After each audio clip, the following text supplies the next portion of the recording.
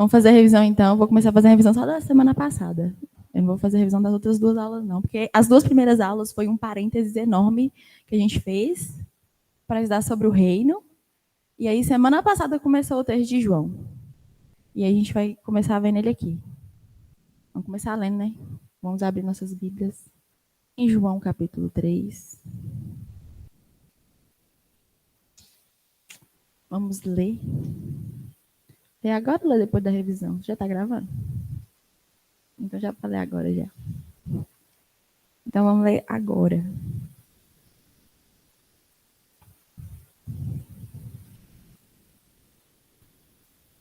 Vamos lá. João capítulo 3, vamos ler do 1 até o 21, que é o que a gente vai estudar hoje. Havia um fariseu chamado Nicodemos, uma autoridade entre os judeus. Ele veio a Jesus à noite e disse: Mestre, sabemos que ensinas da parte de Deus, pois ninguém pode realizar os sinais milagrosos que estás fazendo se Deus não estiver com ele. Em resposta, Jesus declarou: Digo-lhes a verdade. Ninguém pode ver o reino de Deus se não nascer de novo. Perguntou Nicodemos: Como alguém pode nascer sendo velho? É claro que não pode entrar pela segunda vez no ventre de sua mãe e renascer. Respondeu Jesus: Digo-lhe a verdade. Ninguém pode entrar no reino de Deus se não nascer da água e do Espírito. O que nasce da carne é carne, mas o que nasce do Espírito é Espírito. Não se surpreenda pelo fato de eu ter dito: É necessário que vocês nasçam de novo. O vento sopra onde quer, você o escuta, mas não pode dizer de onde vem, nem para onde vai. Assim acontece com todos os nascidos do Espírito. Perguntou Nicodemos: Como pode ser isso? Disse Jesus: Você é mestre em Israel e não entende essas coisas? Asseguro-lhe que nós falamos do que conhecemos e testemunhamos do que vimos, mas mesmo assim vocês não aceitam o nosso testemunho. Eu lhes falei de coisas terrenas e vocês não creram. Como crerão se lhes falar de coisas celestiais? Ninguém jamais subiu ao céu, a não ser aquele que veio do céu, o Filho do Homem. Da mesma forma como Moisés levantou a serpente no deserto, assim também é necessário que o Filho do Homem seja levantado, para que todo o que nele crer tenha a vida eterna. Porque Deus tanto amou o mundo que deu seu Filho unigênito, para que todo o que nele crer não pereça, mas tenha a vida eterna. Pois Deus enviou seu Filho ao mundo, não para condenar o mundo, mas para que este fosse salvo por meio dele. Quem nele crê não é condenado, mas quem não crê já está condenado, por não crer no nome do Filho unigênito de Deus. Este é o julgamento. A luz veio ao mundo, mas os homens amaram as trevas, e não a luz, porque as suas obras eram más. Quem pratica o mal odeia a luz e não se aproxima da luz, temendo que suas obras sejam manifestas. Mas quem pratica a verdade vem para a luz, para que veja claramente que suas obras são realizadas por intermédio de Deus. Amém? Então vamos lá, rapidinho, o que a gente viu na semana passada. A gente começou vendo na semana passada sobre os fariseus. A gente viu, né, que estava falando sobre Nicodemos. Nicodemos, ele era um fariseu, era uma autoridade no meio dos judeus. A intenção dos fariseus era serem pessoas separadas, pessoas santas, pessoas que se dedicavam inteiramente a Deus.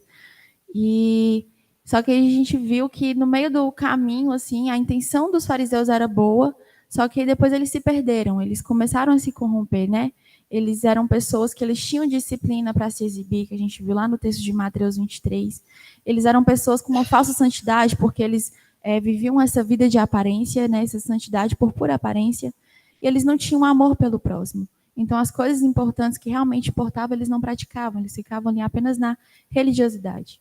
Mas a gente aprendeu que a gente pode aprender com eles, que nós podemos nos dedicar mais às escrituras, nós podemos nos dedicar mais ao ensino, perseverar nos deveres e na doutrina, que é o que a Bíblia fala para a gente lá em Timóteo, que a gente realmente tem que ser dedicado a isso. Não é porque eles faziam isso e faziam de maneira errada que isso se tornou uma coisa ruim. Nós realmente temos que ser pessoas dedicadas a estudar a Bíblia, a estudar a palavra de Deus. Fale.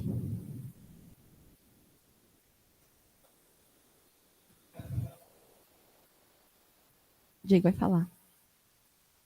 É uma passagem que Jesus fala, né? Se a nossa justiça não exceder a dos escribas e fariseus, né, tem alguma coisa errada com a gente. Eu não consigo declarar o versículo na íntegra, mas eu sei que tem que haver em nós, né, uma coisa que supera, né, essa vida de aparência. Ou seja, outro momento ele fala, ele vai falando uma lista de coisas que os fariseus faziam, depois eles fazem assim, façais todas essas... E aí ele vai falando, não, mas o que eu quero é justiça, né? Deus clama por justiça. E ele fala, né? Façais essas coisas sem esquecer daquelas. Ou seja, ele fala, não, o principal é justiça, o principal é amor, o principal é paz, mas não esquece daquelas também não. Aquelas outras coisas lá que os fariseus, né, se esmeiravam em fazer. Então, a gente tem que entender isso, né? E muitas vezes Jesus falava que a gente tinha que exceder, às vezes, o que os fariseus faziam, né? Mas só que esse exceder, eu acredito que é mais em termos de fazer de verdade, né? Fazer com a intenção correta. Estou vendo aqui o versículo que você falou.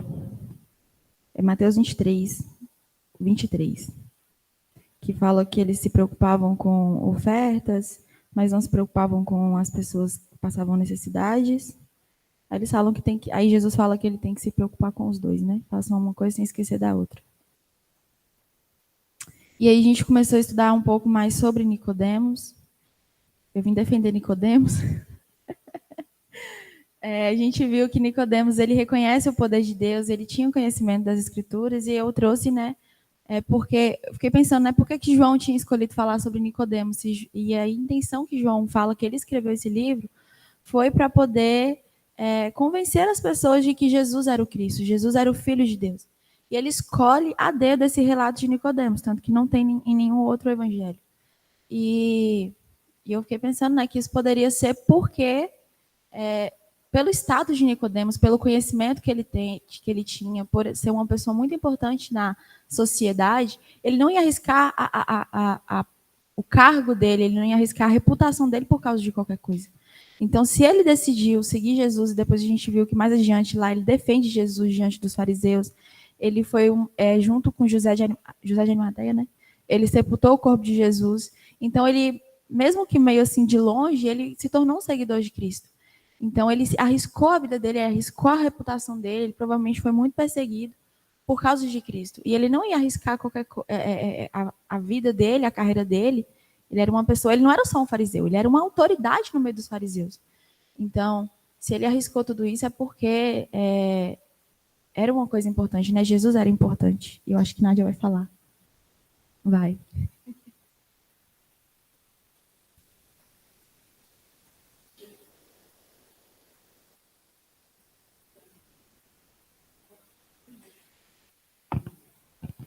Bom dia, irmãos. Tem uma passagem em Atos, eu não me recordo o endereço, tá? O versículo. Mas Nicodemos, ele defendeu os cristãos, né? Quando começou a perseguição, ele falou que se aquilo fosse obra de homens, e citou alguns outros que vieram antes de Jesus se declarando Messias, e que a obra acabou, porque não era coisa de Deus, era coisa de homens. E ele então falou assim, se isso for obra de homens, ela vai se acabar sozinha, mas se isso for coisa de Deus, ela vai prevalecer. E nós corremos o risco de sermos pegos lutando contra Deus. É mais ou menos isso que ele fala. Eu só não me lembro o endereço. Foi Gamaliel? Ah, tá. Então, não é Nicodemos, não, você tem certeza? Mas, de qualquer forma, Gamaliel também era Pois é, mas Gamaliel também era um fariseu, né? Então, assim, a gente vê que no meio deles tinha pessoas que tinham bom senso, né? E que estavam acompanhando aquilo ali e vendo que o agir de Jesus era diferente do agir dos outros que tinham vindo antes dele se declarando Cristo, né? E que Cristo é só um, é só Jesus Cristo mesmo, né? Então, assim, eu confundi os fariseus aí, gente, mas a gente está vendo que tinha mais de um, né, que tinha bom senso. Então, a gente pode ver que, às vezes, né, que Deus agiu... Às vezes, não, né? A gente sabe que Deus agiu na vida de muitos deles, né? E talvez a perseguição não tenha sido maior até por intervenção deles, né? Não era a classe toda que era contaminada, né? E aí eu pensei nisso... E eu pensei que João poderia ter usado esse relato de Nicodemos para as pessoas mais céticas, né, que precisam de um argumento a mais, pessoas que precisam de uma comprovação a mais. Eu falo isso porque às vezes eu sou assim, eu preciso que você me prove para mais ver o que você está falando, tá certo. E aí, provavelmente, João ele usou isso para poder provar para essas pessoas, não, ó, Nicodemos aqui, uma pessoa importante e tal, ele está falando, então isso deve ser verdade. Continuando, a gente falou aqui sobre ver o reino, que a gente já tinha falado lá nas aulas do reino, né? Que esse ver, essa palavra ver que Jesus fala aqui, né? Digo a verdade, ninguém pode ver o reino de Deus e não nascer de novo. Esse ver não é ver só de olhar tipo, é ver você realmente reparar aquilo, você voltar os olhos, a mente, a atenção para algo, é você ter uma consideração. Então, você realmente perceber o reino. Vai além de apenas você olhar e reconhecer o agir de Deus, mas você realmente notar aquela presença, o governo de Deus. Então, a gente ver o governo de Deus em atuação, assim, realmente com olhos claros, olhar para uma ação, reconhecer que aquilo veio de Deus, requer de nós nascer de novo. Para a gente conseguir prestar atenção de verdade na voz de Deus, no comando dele, a gente precisa nascer de novo. E aí a gente começou a estudar sobre o novo nascimento, né? Qual a necessidade desse novo nascimento? Aí tem aqui 3 pontos. O primeiro é que nós temos uma natureza pecaminosa, nós nascemos com essa natureza pecaminosa e nós, por nós mesmos, não conseguimos nos salvar. Nós, por nós mesmos, não conseguimos gerar salvação dentro de nós.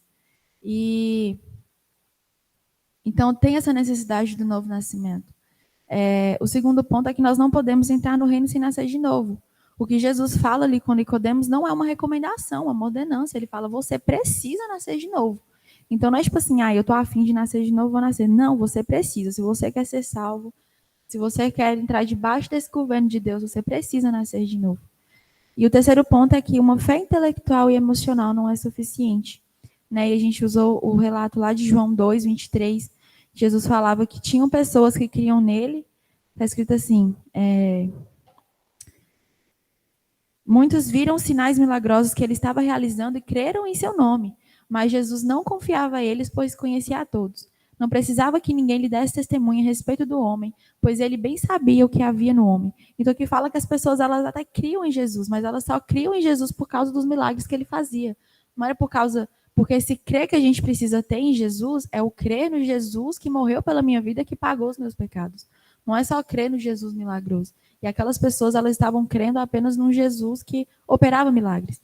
Então, não basta apenas eu ter uma fé emocional ali, uma fé meio que lógica. Eu preciso realmente que Jesus derramou o sangue para poder me salvar, para poder perdoar os meus pecados. Diga.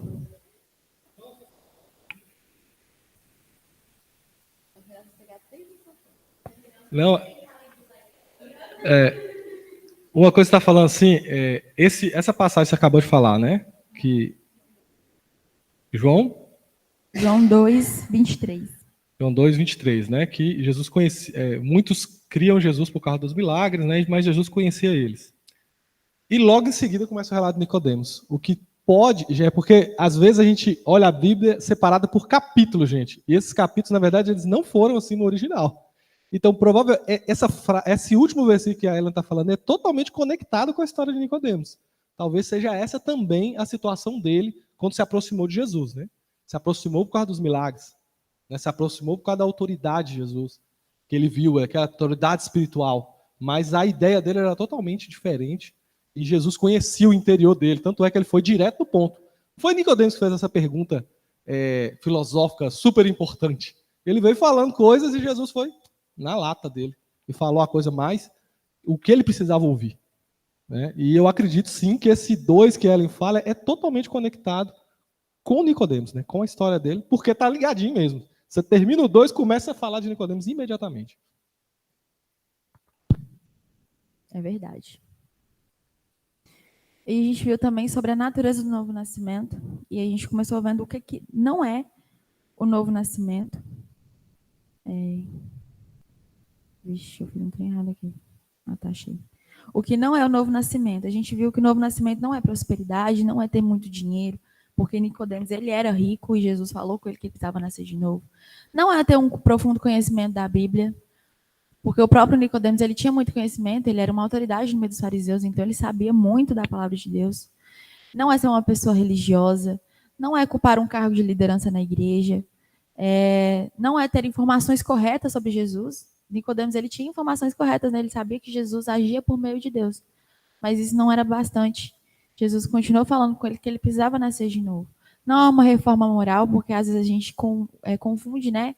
Tipo, eu fazia isso, eu não faço mais. Eu entrei para a igreja e eu bebia e não bebo mais. Ok, glória a Deus, mas isso não quer dizer que você nasceu de novo, né? E isso é uma coisa que a gente até confunde bastante no nosso contexto brasileiro. A gente confunde que uma pessoa que talvez nasceu de novo é uma pessoa que ela é boa moralmente falando, mas isso não é nascer de novo. Então, o que é nascer de novo? E a gente viu que nascer de novo quer dizer, primeiro, sobre uma nova origem, né? Assim como dentro, no mundo natural, eu nasço, tá certo isso? Eu nasço, que palavra feia, do meu pai, da minha mãe. Se olhar para mim, eu tenho características do meu pai. Se você olhar muito profundamente, talvez você ache alguma coisa parecida com minha mãe.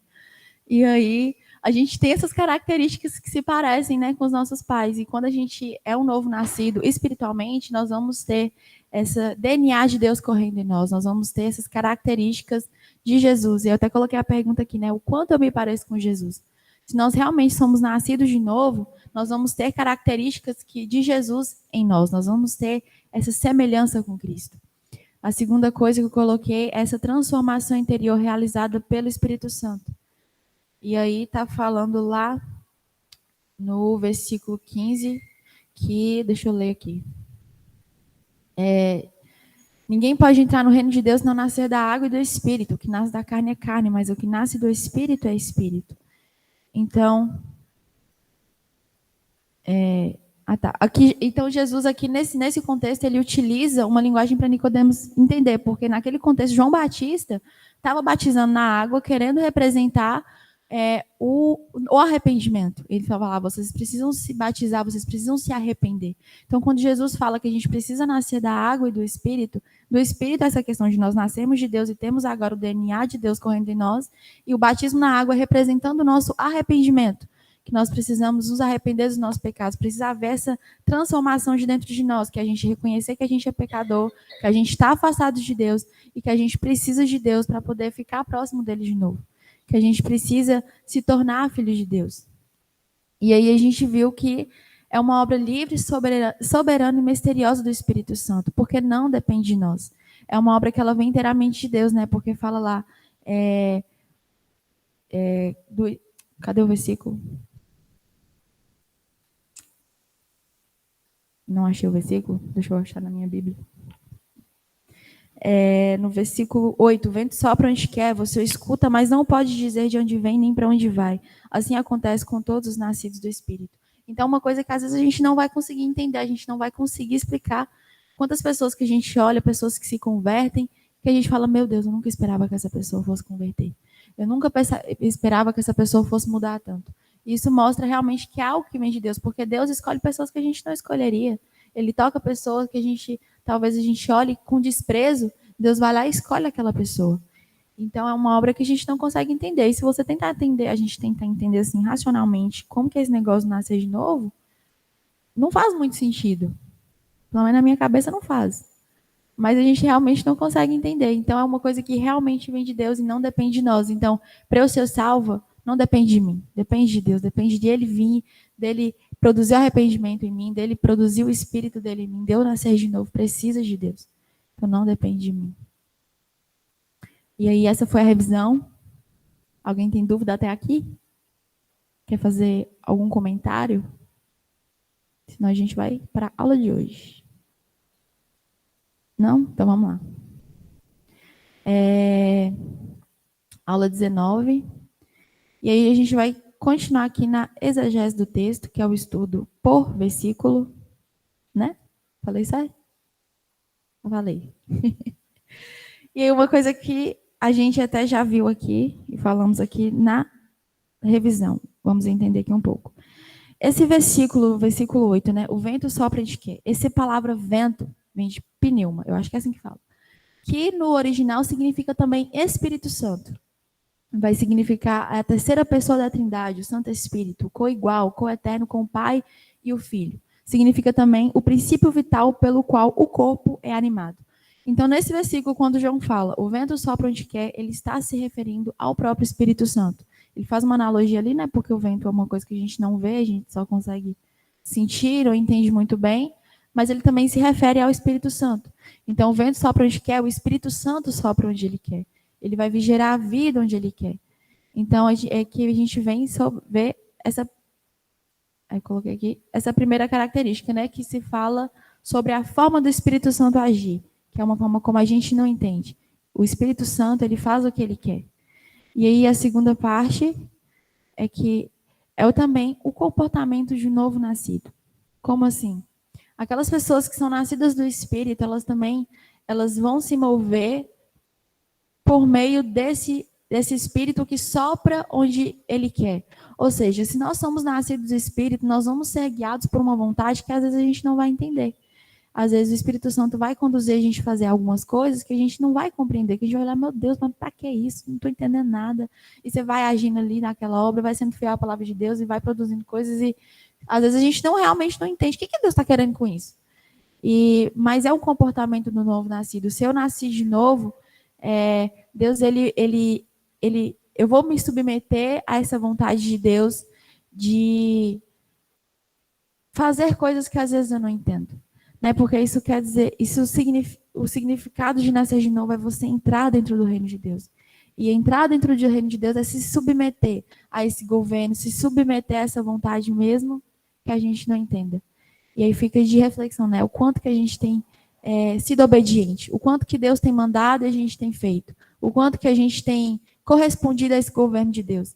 Isso vai mostrar se nós temos sido guiados por esse vento do Espírito, se nós temos sido guiados por essa vontade soberana de Deus. E, continuando, a gente vai ver agora sobre a natureza de Jesus, que está lá nos versos do 11 ao 15. Vamos ver lá. Asseguro que nós falamos do que conhecemos e testemunhamos do que vimos. Mas mesmo assim, vocês não aceitam o nosso testemunho. Eu falei de coisas terrenas e vocês não creram. Como crerão se eu falar de coisas celestiais? Ninguém jamais subiu ao céu, a não ser aquele que veio do céu, o Filho do Homem. Então, aqui, nesses versículos, a gente vai ver duas características sobre a natureza de Jesus. A primeira é sobre ele ser Filho do Homem. Jesus ele vem falando, né, nesses versículos, olha, ninguém pode falar de uma coisa que não viu, de uma coisa que nunca ouviu falar, de não viu. E eu estou falando de coisas celestiais. Eu estou falando aqui para vocês, Nicodemos, de coisas espirituais. Isso só pode dizer de coisas do céu. Então, isso só pode ser que eu vi essas coisas, né? Só quer dizer, então, que um dia eu já vi, eu entendo sobre isso. Se eu estou falando é porque eu entendo. Só que ele mesmo afirma, né? Ninguém jamais subiu ao céu. Ou seja, Nicodemos, eu estou te falando sobre o céu, só que eu nunca fui para lá. Isso só quer dizer uma coisa: eu vim de lá. Então, Jesus ele está falando que ele veio do céu, que ele tem esse DNA do céu, que ele entende sobre isso, mas ele, ainda assim, ele é filho do homem. Jesus, ele não nega a sua origem de ser humano. Ele afirma que ele nasceu de uma mulher, ele tem ali né, que nasceu da carne é carne, ele é carne, mas ele também é espírito, porque ele fala de coisas espirituais sem nunca ter ido ao céu. Ou seja, ele tem essa origem de lá. Então, Jesus, ele fala aqui sobre ele ser 100% Deus e 100% homem, porque ele não nega sua origem, né? Ele fala, não, eu sou ser humano, mas ao mesmo tempo eu tenho essa origem celestial, provando a natureza dele de ser humano e ser Deus ao mesmo tempo. E a segunda característica é Jesus falando sobre ele ser o Salvador, que está no versículo 14 ao 15. E aqui eles vão usar referências de Números 21. Vocês querem a Bíblia suas para a gente ler lá? Números 21, do versículo 6 ao 9. Jesus vai usar essa referência de Moisés.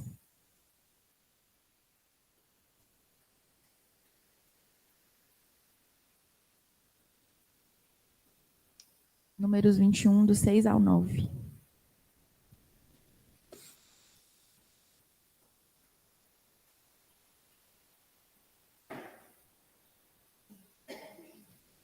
Podemos ler? Amém ou misericórdia? Misericórdia? Ai. Entre Gênesis e Apocalipse, em algum lugar vocês vão achar Tenho fé em vocês. Lá no início da Bíblia. Não tão início assim. É início, sim. Números 21, do 6 ao 9.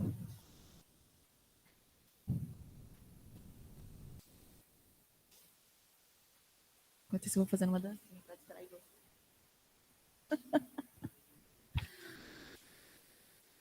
Vamos lá. Diz assim: Então o Senhor enviou serpentes venenosas que morderam o povo e muitos morreram. O povo foi a Moisés e disse: Pecamos quando falamos contra o Senhor e contra você. Ore pedindo ao Senhor que tire as serpentes do meio de nós. E Moisés orou pelo povo. O Senhor disse a Moisés: Faça uma serpente e coloque-a no alto de um poste. Quem for mordido e olhar para ela, viverá. Moisés fez então uma serpente de bronze e colocou num poste. Quando alguém era mordido por uma serpente e olhava para a serpente de bronze, permanecia vivo. Então, aqui nesse capítulo de Números 21, está falando sobre, né, o povo ele foi atacado, Deus mandou as cobras lá para morder o povo, porque ele ficou irado com o povo. E aí o povo começou a morrer e eles começaram a clamar. Então, Deus fala para Moisés: não, constrói essa serpente aqui de bronze, pendura lá e quem olhar vai ser curado. Então, a gente aprende algumas coisas com isso, que a mesma coisa que estava matando o povo, daquela coisa também vinha a cura para eles, que era o veneno da cobra matava, mas só de olhar para a cobra, eles eram salvos. O que isso nos ensina? Trazendo aqui para Jesus, por que Jesus usa essa referência? Porque o pecado, ele entra no mundo por meio de um homem. Por meio de um homem, o pecado atinge toda a humanidade é atingida com a morte espiritual. Só que por meio de um outro homem também a salvação viria. Então, por meio da mesma natureza ali que veio a condenação para o homem, depois viria a salvação. Então, Jesus ele relata isso para Nicodemos e fala, se apresentando como Salvador. Então, Jesus ali ele está se apresentando como mostrando a natureza dele, falando: Nicodemos, eu sou filho de homem, eu sou espiritual, eu vim do céu e eu também sou o Salvador. Então, Jesus ele está falando ali que ele é homem, que ele é Deus e que ele é o Salvador que vai nos salvar. Então, né, fazendo essa referência ao antigo Adão, que trouxe o pecado para o mundo, mas que agora, por meio de um novo homem, o pecado vai ser levado do mundo, o pecado vai ser perdoado. E aí a gente entra no próximo aspecto desses versículos, que é sobre a salvação. A primeira coisa que a gente vê sobre a salvação nos versículos 15 ao 21 é que é preciso crer. Está escrito do versículo do 15 até o 18, fala várias vezes, né? Para que todo que nele crê tenha vida eterna, para o que nele crer não pereça, quem nele crê não é condenado. Então, essa crença, a gente crê, é um requisito importante para a salvação. E por que a gente vê isso? A gente precisa crer no Jesus Salvador, como a gente viu aqui, que tinham pessoas que criam no Jesus, nos poderes que ele fazia, mas ainda assim não é suficiente. Jesus fala que é preciso nascer de novo. Esse crer aqui que está falando é a gente olhar para Jesus e crer nele como nosso Salvador. E por que isso é importante? Porque quando a gente olha para Jesus, a gente crê nele como Salvador, a gente está reconhecendo a nossa natureza pecaminosa. Quando a gente olha para Jesus e fala: não, eu preciso de Jesus para me salvar, é porque ali você está reconhecendo que você precisa de um Salvador. Como que você vai ser salvo se você não reconhece que você precisa ser salvo? É aquele versículo, né? Versículo não, aquele ditado popular. Não adianta você tentar ajudar uma pessoa que não quer ser ajudada. Aqui é da mesma forma. Como que você vai salvar uma pessoa que não reconhece que precisa ser salva? Então, esse fator do crer é porque quando a gente crê, a gente olha para a obra de Cristo, a gente vê ela como necessária, é porque nós olhamos para dentro de nós, reconhecemos os nossos pecados e falamos: não, eu preciso de alguém para me limpar. Eu preciso de alguém para vir tirar os meus pecados. Eu preciso viver debaixo desse governo de Deus. É você olhar, é aquela questão que a gente falou nas outras aulas. É você olhar para a sua situação e perceber que você sozinho não dá conta. Você sozinho não consegue viver. Você sozinho só vai produzir coisas ruins. Você sozinho, por sua própria natureza, você vai produzir morte. Então, você aceitar essa condição de pecador e entrar debaixo dessa obra de Deus, de conseguir crer. De crer na obra dele. Só que um aspecto importante também sobre essa questão é que, mesmo que crer é uma coisa que parte de nós, é algo gerado por Deus. Então, é o Espírito Santo que vai vir, que vai convencer a gente do nosso pecado, que vai convencer que a gente realmente precisa ser salvo, que a gente precisa dessa limpeza interior. Ele vai produzir esse crer em nós. Então, até o que a gente acha que às vezes a gente pode produzir, que a gente tem participação na salvação, na verdade a gente não tem. Porque é o próprio Espírito Santo que vai nos conduzir a esse arrependimento. Então, é preciso crer. O primeiro aspecto aí que está falando nesses versículos sobre a salvação. O segundo é sobre aceitar a luz. E aí está falando dos versículos 19 até o 21. Fala, né? A luz veio ao mundo, mas os homens amaram as trevas. E não a luz, porque as suas obras eram más. Quem pratica o mal odeia a luz e não se aproxima da luz, temendo que suas obras sejam manifestas. Mas quem pratica a verdade vem para a luz, para que veja claramente que suas obras são realizadas por intermédio de Deus. Então aqui está falando sobre uma questão importante, que nós só vamos aceitar a nossa condição de pecadores e necessidade de Deus é essa luz entrar dentro de nós, né? Essa luz do Espírito, essa luz, o próprio Jesus vir, colocar a luz naquele pecado e falar, ó, tá aqui, seu pecado, tá enxergando? Pois é, você precisa de mim para te salvar. Então, para a gente entender a nossa necessidade de crer na obra redentora de Cristo, a gente precisa dessa luz. E aí, dentro dessa questão da luz, nós vamos ver dois aspectos aqui, sobre as duas classes de pessoas. Sobre os já convertidos, que vai dizer sobre pessoas, né, que elas já foram iluminadas uma vez, né? Aqui no nosso caso, nós temos nossa consciência de pecadores, nossa consciência de que nós precisamos de Jesus, mas que nós vamos continuar precisando dessa luz para poder continuar percorrendo o nosso caminho de Cristo, o caminho na vida cristã, né? A luz ela vai vir como uma questão de santificação. Nós vimos lá em João, no capítulo 1, a gente estudou sobre, está falando lá, né? Nele estava a vida, e este era a luz dos homens. A luz brilha nas trevas, e as trevas não a derrotaram. Está falando sobre o próprio Jesus, está falando que Jesus é essa luz que vai vir na nossa vida, e quando ela chega, as trevas não podem permanecer. Então, para o aspecto aqui do novo convertido, a gente foi convencido uma vez que nós temos os nossos pecados, mas nós precisamos diariamente deixar que essa luz ela chegue a lugares cada vez mais obscuros dentro de nós, cada vez mais profundos dentro de nós, lá dentro da nossa alma, e coloque para fora aqueles pecados que às vezes a gente nem sabe. Eu não sei se já aconteceu com vocês, mas às vezes Deus revela uns pecados para mim que eu falava, Deus, eu nem sabia que tinha dentro de mim. Eu nem sabia que eu estava podre de jeito. E aí a gente precisa que o Espírito Santo ele venha, dia após dia, mostrando para a gente cada vez mais esses pecados que estão enraizados dentro de nós, esses costumes, essas coisas que a gente vai fazendo todos os dias, que a gente às vezes nem percebe, mas que são coisas que nos afastam de Deus. Então nós precisamos dessa luz para poder prosseguir nesse caminho de santificação, porque não é só ser salvo, é você ser salvo e continuar se santificando, você continuar nesse processo de se parecer mais com Cristo. E o segundo aspecto é da classe de pessoas não convertidas. E dentro dos não convertidos, a gente vai ter duas classes de pessoas. A primeira é aquelas pessoas que realmente não enxergam. Elas não se veem como pecadoras. Elas, às vezes, são pessoas que elas se escondem através de uma falsa moralidade. Por quê? Porque ela olha para ela e fala, não, eu sou um bom cidadão, eu trabalho, eu sou um trabalhador honesto, pago minhas contas, cuido da minha família, não estou matando ninguém, não estou fazendo mal para ninguém, eu sou uma pessoa boa. O que é que tem de errado comigo? Então a pessoa ela não enxerga a situação dela de pecadora.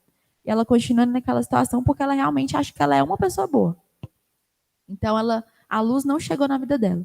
Ela acha que ela é uma pessoa muito legal. Só que também tem a outra pessoa, a outra classe de pessoas são aquelas que enxergam o pecado delas, mas elas não aceitam. São pessoas que às vezes ela até tem um contato a mais com o pessoal ali que é cristão, que é crente, ela olha para a vida dela, ela sabe que algumas coisinhas ali que ela está fazendo está errado, mas ela não quer deixar essa luz chegar mais perto dela, e quando a luz começa a chegar, essa pessoa corre, porque ela sabe que isso vai gerar um desconforto nela. Ela sabe que se ela se entregar para essa luz, ela vai ter que mudar de vida. Isso aí, só de pensar que ela vai ter que deixar o pecado para trás, que ela vai ter que deixar aquele hábito ali para trás, aquilo já gera um desconforto, ela fala, não consigo. Esse negócio aqui que eu estou praticando, eu sei que está errado, mas eu não consigo abrir mão disso.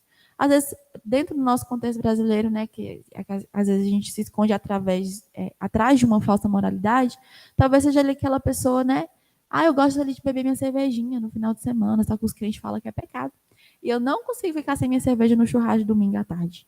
E aí a pessoa, ela não quer chegar mais perto da luz, ela não deixa a luz chegar mais perto dela, porque ela não quer largar aquele hábito, porque ela sabe que depois ela vai ter que largar. Talvez ela vai ter que largar aquilo. Porque ela, na cabeça dela, ela sabe que aquilo ali talvez seja uma coisa errada. E aí ela fala, não, eu não consigo largar. E ela não deixa a luz chegar. Então são pessoas que elas até sabem que tem alguma coisa de errado, mas elas não aceitam por causa do desconforto que aquilo vai causar. Só que aí a gente entra num outro aspecto que a gente tem que tomar muito cuidado, porque às vezes a gente julga muito essas pessoas. A gente olha para essas pessoas e a gente fala lá, o fulano, ó, fica lá naquela vida dele, fica lá, bebendo cerveja e não para de beber. Porque ela tava lá, tá fumando, não para, não quer largar, não quer vir para a igreja. E aí a gente julga mesmo, a gente aponta o dedo, falando pecadores, e não olha para nós mesmos, né? Só que o evangelho de Jesus, ele é um evangelho completo. E a gente não pode se comportar como juiz. A Bíblia fala que com a mesma régua que a gente mede, a gente vai ser medido. Então a gente tem que tomar muito cuidado com esse peso que a gente está jogando às outras pessoas, porque se Deus jogar esse peso em você, você vai passar na régua, você vai passar na medida. E não cabe a nós também, porque às vezes essas pessoas, elas se comportam dessa maneira porque elas não têm uma revelação de quem realmente Deus é. Às vezes elas só têm um deslumbre, assim, elas acham que Deus é apenas aquele juiz, aquela pessoa que vai apontar o dedo na cara dela e vai e vai julgar ela e vai apontar o pecado. E Marlon está dormindo ali, tirando a concentração de todo mundo. O pessoal de casa não sabia que estava dormindo, agora eles estão sabendo. Então, essas pessoas, elas se comportam dessa forma porque, às vezes, elas acham que Deus é apenas aquele juiz que vai apontar o dedo para a cara dela, apontar o pecado dela e julgar ela e vai deixá-la daquele jeito, né? Então, ela não se aproxima de Deus. É porque ela não conhece essa face misericordiosa e graciosa de Deus. Ela não conhece a parte de Deus desse Deus que vai pegar ele e vai tratar com ele, com amor, com misericórdia, com paciência. E aí a gente vai entrar agora também na próxima parte desses versículos. Vocês querem falar, gente? Eu estou falando muito? Vou voltar aqui. Vocês querem falar? Alisson quer falar, Alisson? Ellen, Fale, Diego. esses versículos aí, né, apresentam o plano da salvação e ele começa falando de amor, né? Porque Deus amou o mundo. Então ele dá uma justificativa de por que tudo isso aconteceu. Isso E para dar uma arredondada no que a Ellen falou aí sobre, às vezes, o que nos prende, né, de chegar perto de Jesus, também são os amores, né? Tipo assim, o que você ama a ponto de te atrapalhar de chegar a Cristo? Né? Tem gente que ama algum hábito, algum prazer, né? Tem pessoas que têm aquela ilusão que vão conseguir largar pecado sozinhos para depois se chegar a Cristo.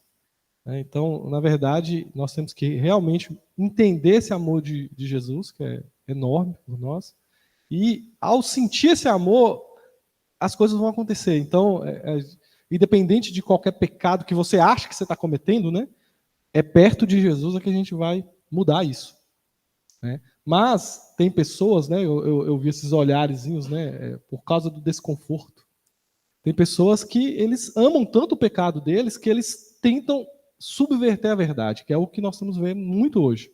Né? As pessoas querem transformar, né, um assassinato. Né? Hoje o que está em voga no Brasil é o aborto. Né? Eles querem transformar um assassinato num ato de amor. Então eles começam a criar narrativas e começam a criar estruturas para falar que aborto é uma coisa boa. Né? Há uns anos atrás, sei lá, uns 2 anos atrás, a Agatha estava na escola lá, e para você ver como que a coisa pega. Entrou um debate sobre aborto na escola. Aborto, né? E num colégio cristão, gente. Pensa num colégio cristão. mais da metade da sala. Mas tá certo, aprovando, é isso aí, tem que ser. Por quê, gente? Porque eles querem fazer o seu argumento baseado num caso específico, um estupro de uma criança. Mas será que essa é a maioria dos abortos mesmo? Será que a maioria não é o carnaval? Será que a maioria dos abortos não é uma vida promíscua? Não, mas eles querem... Esquece tudo isso aqui. É isso aqui, ó. O motivo é esse. Não é. Eu lembro que Gata defendeu ali, né? Ela articulou algumas orientações que a colega ficou com tanta raiva que expulsou ela do grupo. E era o grupo da escola, que não precisava receber os trabalhos, precisava receber. Aí teve que ir falar com a direção da escola para ver se... foi sem querer que eu fiz isso. Mas você vê que as pessoas amam a sua mentira, amam o seu pecado, e quando a luz chega e que começa a revelar que eu não sou tão legal assim, aí, em vez de eu tentar mudar, porque eu amo aquela minha condição, eu vou tentar apagar aquela luz. É isso que a gente vê o tempo todo, né? É isso que nós estamos vendo o tempo todo. Eu usei o caso do aborto, mas tem muitos outros casos hoje. Hoje as pessoas amam o seu pecado e uma fatia considerável das pessoas, elas estão tentando subverter a verdade para aplacar sua consciência. E o problema é que isso tem data de validade. Você pode aplacar sua consciência agora e viver uma vida de uma paz de consciência. Mas um dia você vai ter que encarar o justo juiz. E você vai ter que arcar com cada situação de pecado. Né? E Jesus vem falando, acho uma coisa também que a gente às vezes esquece, né? Quando Jesus chegou ali, nessa condição, ele fala assim, mais para cá, não sei se eu vou achar o versículo aqui, mas está aqui. Nesse trecho que Ellen falou, né? Ele falou assim, o Filho do Homem não veio para condenar o mundo. Mas sabe por que ele não veio para condenar o mundo? Porque o mundo já estava condenado. Todo mundo já tinha uma condenação. Ele não veio para condenar, porque as pessoas já estavam. Quem não está com Jesus, quem não abraça essa salvação, gente, está condenado ao fogo do inferno. E muito merecido. Muito merecido. Mas ele veio salvar por amor. Né?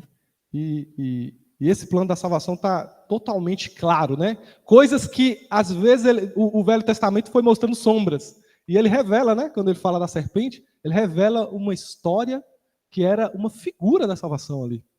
Né? A serpente elevada, né, a serpente de bronze elevada no madeiro, e as pessoas olhavam e se salvavam. Né? As pessoas só precisavam olhar para aquilo. Né? Olhar, talvez, com aquele ver, né? Entender aquilo e aceitar aquela salvação.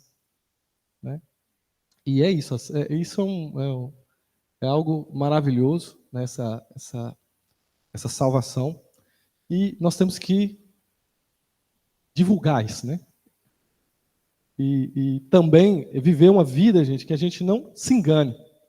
Né? Porque o problema é isso, que também está virando que Jesus estava explicando isso para um fariseu que se considerava salvo, provavelmente. Sábio, entendia tudo.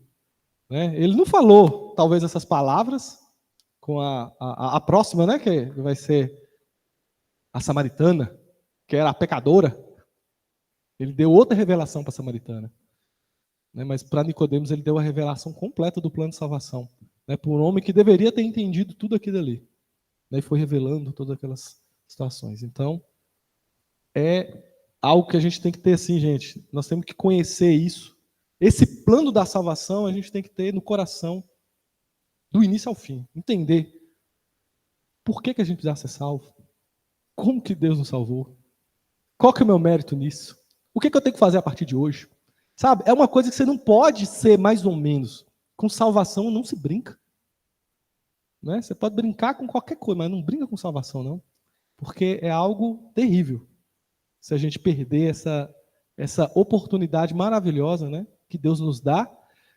E muitas vezes também, eu já vi uma pessoa colocando um exemplo, né? Às vezes as pessoas se apegam àquele pecado, igual aquele cão sarnento, magricelo, que está roendo aquele ossinho ali. Tenta tirar o osso daquele cachorro. Ele não consegue, aquele bicho quer morder, porque aquele osso é tudo de bom para ele ali. Só que chega com filé.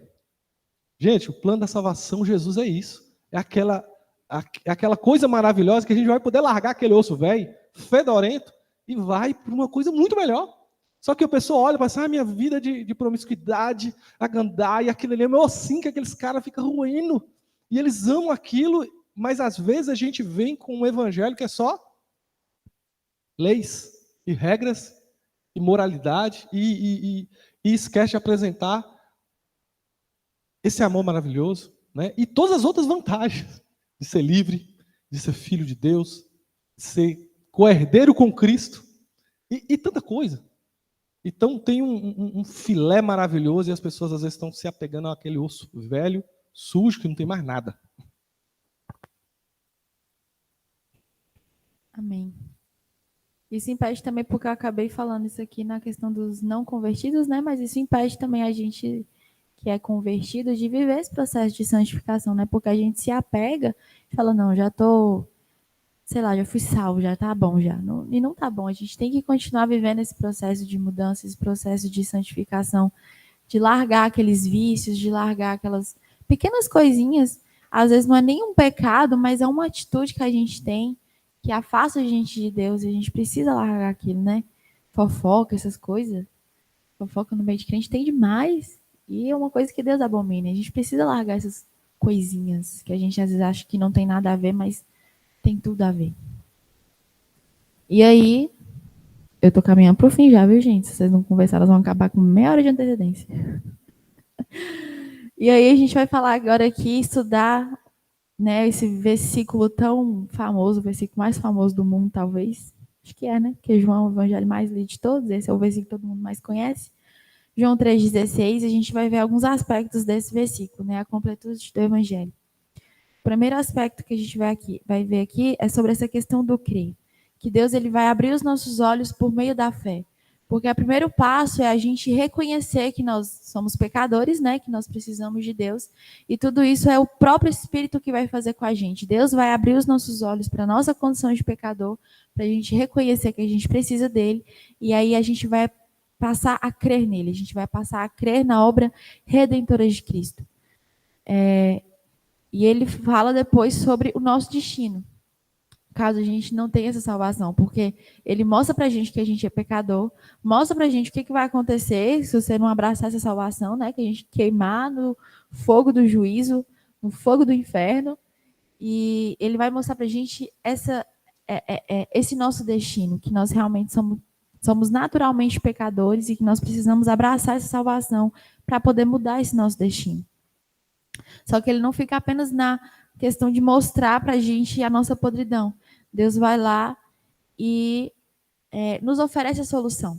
O sangue de Cristo, o sangue de uma pessoa justa, derramada por nós, nos mostrando a solução para esse nosso destino, a solução para a gente corrigir esse mal que nos aflige, né? Esse mal que está sobre nós. Jesus é o Cordeiro de Deus que vai morrer. Assim como a gente falou, né? Pelas atitudes de um homem, a condenação vem ao mundo, pela atitude também de um homem, pelo sangue derramado de um homem justo, vai vir a salvação para nós. Então, Deus, ele vem, abre os nossos olhos por meio da fé, mostra para a gente nosso destino, para onde a gente vai parar sem Deus, mas ele também vem com uma solução. Eu tenho uma solução para esse seu problema. O problema de você é que você vai ser condenado, então está aqui a solução. Jesus, o Filho unigênito de Deus, o homem justo, 100% Deus, 100% homem, derramando o sangue dele para nos salvar. E aí, ele fala agora, né, que a gente tem a possibilidade de uma eternidade inteira conhecendo nosso Deus. Por quê? Lá no João, capítulo 17, no versículo 3, fala assim: esta é a vida eterna, que te conheçam, o único Deus verdadeiro, e a Jesus Cristo, a quem enviaste. Esse versículo aqui está falando para a gente que a vida eterna é a gente conhecer Deus. Conhecer a Deus é a vida eterna. Então, agora a gente não tem mais, a gente pode sair dessa realidade de pessoas condenadas, pessoas numa vida miserável de pecados aqui na terra, de uma pessoa presa nos seus pecados, para uma pessoa que agora aceita a salvação, que é lavada pelo sangue de Jesus e tem a possibilidade de passar o resto da vida e a eternidade conhecendo a Deus, conhecendo o seu Criador, conhecendo o seu Pai. Essa é a possibilidade, é isso que Jesus vem trazendo para nós, é isso que... Porque quando a gente pega, gente, toda a história da Bíblia, quando a gente pega de Gênesis a Apocalipse, o principal intuito de Deus em tudo isso é se relacionar com a gente. O ponto-chave, às vezes, não é nem a salvação, porque se fosse só a salvação, talvez teria acabado ali a história de Jesus, né? Jesus morrendo, salvando, né? Nos dando perdão. Mas a história continua, ainda vem falar sobre essa vida que você vai passar agora conhecendo a Cristo. Deus, ele cria o homem, passa ali todos os dias naquele relacionamento com o homem, e desde que o homem cai, Deus vem com esse plano, tentando resgatar o homem para perto dele de novo. Então, o principal objetivo de Deus é ter seus filhos perto dele, é ter aquelas criaturas ali que ele criou perto dele. O prazer de Deus é ter a gente perto dele, é ter a gente, é ficar perto da gente. É o prazer do pai estar perto do filho. Então, Jesus, quando Deus ele traça esse plano de salvação, não é simplesmente para nos libertar do pecado, mas é para que a gente possa estar na presença dele. Com o pecado, a gente não pode estar perto de Cristo. Com o pecado, a gente não pode estar na presença santa de Deus. Mas agora, com o perdão dos nossos pecados, nós podemos estar perto dele. Nós podemos ter essa presença de Deus perto de nós. Então, esse plano de salvação, essa obra que Deus planeja, é tudo com esse simples intuito de trazer a gente para perto dele, de que ele quer estar perto da gente. Então, ele vai lá e nos mostra a nossa condição de pecadores, que nós precisamos dele. Ele vai lá e nos dá essa solução, envia Jesus para poder nos salvar, nos dar o perdão desses pecados. E agora nos dá a possibilidade de nós passarmos o resto da nossa vida conhecendo o nosso Deus, nos relacionando com o nosso Pai, nos relacionando com o nosso Criador. E aí, o principal disso tudo, porque ele nos amou, é o motivo de Deus. O motivo que Deus fez tudo isso é por causa do amor dele, é porque ele nos ama. Então, até quando Deus vem lá com a luz e toca na sua ferida e mostra para você o pecado, o quão miserável que a gente é, o quão pecador que a gente é por amor. Não é para poder simplesmente apontar o dedo na nossa cara e falar, olha, você, pecador, imundo, sujo, não. Para falar, olha, você está vendo aqui o pecado? Vamos corrigir? Vamos pegar isso aqui e transformar numa coisa boa? Eu gosto muito disso, que Deus ele é mestre em pegar coisas ruins e transformar em coisas boas. Ele é mestre em pegar uma pessoa ferida, uma pessoa caída, uma pessoa machucada e restaurar, em curar. Ele é mestre em fazer isso. Então Deus ele pode pegar tudo que há de ruim em nós. Ele vem com a luz dele, até machuca, né? A gente fica envergonhado. Quantas vezes que Deus mostra pra gente o nosso pecado, a gente fica depois até com vergonha, né? A gente peca e fica com vergonha até de orar. Mas Deus ele vem com essa luz, não é para trazer essa condenação. É por amor, para poder te mostrar ali onde é que você tem caído, onde você tem falhado, para que você possa corrigir. Né? A própria Bíblia fala que Deus ele corrige aos filhos que ama. Um pai que verdadeiramente ama um filho, uma mãe que verdadeiramente ama seu filho, ela vai corrigir. Um bom pai, imagina lá, a Carla tá vendo as meninas fazendo tudo que não presta, fazendo tudo de errado. Ela ama as filhas dela, o que ela vai fazer? Ela vai corrigir. Ela vai chamar a atenção, falar, não, isso aqui que você está fazendo está errado, você precisa melhorar nisso, nisso, nisso. Os pais, eles corrigem os filhos por amor. E Deus faz a mesma coisa com a gente. Ele traz luz para toda essa multidão de pecados dentro de nós, por amor. Para trazer a presença dele, para que a presença dele possa ser uma realidade na nossa vida. E é isso que fala o Evangelho. Ele diz que Jesus está falando para Nicodemos, falando, Nicodemos, não adianta essa carapaça, não adianta essa falsa justiça, essa falsa santidade. Você precisa nascer de novo. Você precisa se arrepender dos seus pecados. Você precisa reconhecer a sua dependência de Deus, para que você realmente tenha a presença de Deus. Você precisa ser salvo. Você precisa entrar em contato com esse verdadeiro amor de Deus, de um Deus que ama, de um Deus que corrige, de um Deus que derrama o sangue do seu próprio filho por amor a você, para que você seja alcançado por Deus. Ô, Nádia, abençoada. Obrigada.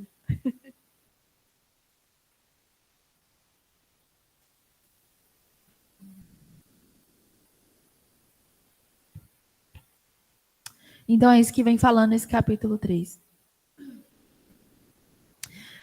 Jesus, então, essa conversa toda com Nicodemos, ele apresentando esse plano de salvação, ele se mostrando, olha, Nicodemos, eu estou aqui, eu vim do céu, eu sou filho do homem, mas eu sou esse filho de Deus que veio para se entregar por amor a você. Por amor, e depois a gente vai ver, né, a mulher samaritana, por amor aos seus filhos, porque Deus amou o mundo de tal maneira. De tal maneira. Esse tal maneira, as pessoas. Eu não cheguei a olhar, mas eu já vi as pessoas falando, é uma palavra assim que você não consegue descrever o tamanho daquilo. Aí pega e fala, de tal maneira. É uma maneira tão grandiosa, uma maneira assim tão que excede tanto o nosso pensamento, que por causa desse amor assim tão grande, Jesus ele vem falando sobre toda essa conversa com Nicodemos, e ele fala: Nicodemos, você precisa nascer de novo. E quando a gente escuta isso, às vezes a gente pode levar para esse lugar de peso, né? Nossa, eu preciso nascer de novo, eu sou um pecador, eu sou ruim. Mas é por amor. É para que a gente possa ficar perto de Deus. Então, quando a gente, né, a gente precisa avaliar o tanto que, né, que Diego falou, que esses amores que a gente tem, será que compensa esses amores que a gente tem na vida? O amor de Deus, será que ele não é muito maior? Será que se eu corresponder a esse amor de Deus não vai ser uma coisa muito melhor para a minha vida? Porque às vezes a gente está desperdiçando de viver essa vida perto de Deus, essa vida dentro do amor de Deus, realmente dentro do reino de Deus, por amor a coisas vazias, por amor a coisas que são passageiras, coisas do mundo, amor a pessoas, outras pessoas, amor a coisas, a objetos, a práticas, e a gente está deixando de viver dentro desse amor de Cristo, desse amor verdadeiro que transcende todo o nosso entendimento. Então, barulho foi isso. Então é isso. E falei que vocês queriam acabar cedo. Alguém quer falar? Mas é isso. Acaba aqui. E esse Jesus está falando aqui sobre esse plano de salvação, sobre esse amor. E está tudo girando em torno dessa questão realmente de que Deus ele amou o mundo de tal maneira. Então ele enviou o filho dele para a gente nascer de novo. Para a gente ter a possibilidade de entrar dentro do reino de Deus e viver debaixo desse governo, desse amor de Deus. Amém? Amém, gente? Gostaram? Glória a Deus, eu sou apaixonado com essa parte, né, com essa passagem da Bíblia, né? Quantas lágrimas já foram derramadas lendo esse versículo, né? Quantas vidas foram resgatadas do inferno apenas falando esse versículo. Ele é conhecido como um mini evangelho. É como se Jesus condensasse toda a explicação da salvação em um único trechinho ali, né, para que qualquer pessoa conseguisse entender. Deus entregou o de melhor que ele tinha, né? De tal maneira, é tão difícil de explicar, irmã, que ele, em vez de tentar explicar o que é, ele mostra o que ele fez. Porque amor é um verbo, né? Verbo é ação. Então, o amor é melhor explicado com ação mesmo. O que é que você fez? Que a gente fala muito de Deus. Eu amo o Senhor Deus. Eu amo o Senhor demais. Mas e aí? Cadê as ações? As ações são importantes para demonstrar o seu amor, gente. Porque hoje é fácil dizer que ama, né? Muita gente fala, eu amo lasanha. Amo lasanha. Ou seja, o que você vai fazer para demonstrar o seu amor por essa lasanha? E Deus mostra realmente o que há de melhor, a forma como se ama, né? O que é que a pessoa ama, gente? Porque isso aí é o relato, né? Ele amou tanto que eu não sei explicar, mas eu falo o que ele fez. Ele deu um filho. E para quem é pai, sabe. O que é cogitar dar um filho? É impossível. Para mim é impossível. Nunca faria uma coisa dessa. Nem cogitava. Mas ele foi lá e fez. Ele foi lá e fez. Então, o amor tem essa ação e muitas vezes a gente tem que pensar nesse dar, né? Então, quem ama Jesus, dá. Quem ama Deus, dá. Se o seu amor é um amor ali, gente, é porque você tem que pensar que o amor de Deus é um monumento gigantesco e nós somos uma estatuazinha. Mas que parece que é uma imitação daquilo, né? A gente contempla Deus e a gente tenta fazer que nem Ele. E muitas vezes Ele pede para que você... Na verdade, sim, o amor de Deus tem que nos constranger a fazer alguma coisa. Né? Eu comparo muito isso. Hoje, A minha relação com meu pai, por exemplo, não tem como eu pagar as coisas que ele fez por mim. Mas é tanta coisa que eu sou constrangido. Ele fala, tô com essa situação, peraí, Deus já pega onde que eu tenho que ir, o que eu tenho que fazer, como que eu tenho que resolver isso. Dentro das minhas possibilidades. Por quê? Porque eu sou constrangido por tudo que eu recebi. Não tem como eu não fazer, entendeu? É como se fosse... É mais ou menos essa relação, né? O problema é que o Satanás, ele afeta as relações, e principalmente a figura paterna. A figura paterna é a figura mais atacada pelo diabo. Você vê um monte de gente que tem mãe, mas não tem pai. Quantas pessoas, gente? É um número absurdo de pessoas que têm mãe, mas não tem pai. Eu estava conversando com as meninas ontem, né? E elas falando de alguns colegas e tal, da relação com o pai, mas o pai não chegou na festa de 15 anos, chegou, tipo, depois o tio teve que dançar com a menina, mas ela foi contando, né? É uma relação distante. Elas ficam implorando pelo amor do pai. Então o diabo ele vai trabalhando na cabeça dessa geração, porque o modelo como a gente enxerga o nosso pai terreno é o primeiro modelo que a gente consegue enxergar a nossa relação com Deus. E isso que o diabo descobriu, e ele usa isso com vontade, ele aproveita disso. Mas nós temos esse evangelho que mostra as verdadeiras intenções do nosso pai, que vai quebrar essas mentiras do diabo. Se você não teve um pai bom, você tem Deus, que é seu pai, acima de tudo. Ele é diferente. Ele dá, ele entrega, ele se preocupa. Ele preparou um futuro para você. O que o pai faz, gente? O pai, o tempo todo, ele está preparando o seu futuro. Ele está semeando o seu futuro. Ele está pensando tudo por você. Né? E tudo baseado nessa coluna que é o amor. Amém? Então, não deixa esse mini evangelho, né? O João 3,16, bater banal no seu coração, porque ele é tão falado que pode ser que comece a virar uma coisa assim, comum. Porque Deus amou muito a maneira. E você começa a recitar isso como um mantra, como uma coisa que não surte mais efeito. Né? Cada letrinha dessa, né?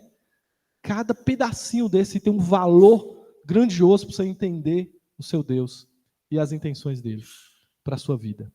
Amém? E quando isso for uma verdade na nossa... Quando as pessoas verem você amando a Deus de uma forma tão grande, que eu vou dar o que eu puder para o meu Deus. E aí o mundo vai conseguir entender essa relação. E ele vai se aproximar. Não, como assim? E isso vai produzir mais. Né? Porque o nosso Deus, ele espera outros filhos. Né? Ele espera frutos da gente. A gente tem visto tantas coisas, né? Tem sido uma bênção essas aulas. Glória a Deus. Mais alguém quer falar, gente, para a gente encerrar? Deixa eu parar de gravar, então. Irmã Ellen quer retrucar a minha fala? Ela é muito retrucadora, gente.